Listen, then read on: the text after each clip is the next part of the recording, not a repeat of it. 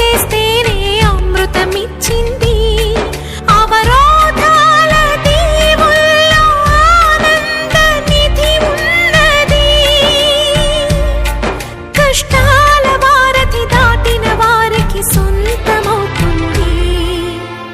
తెలుసుకుంటే సత్యమిది, తలచుకుంటే సాధ్యమిది.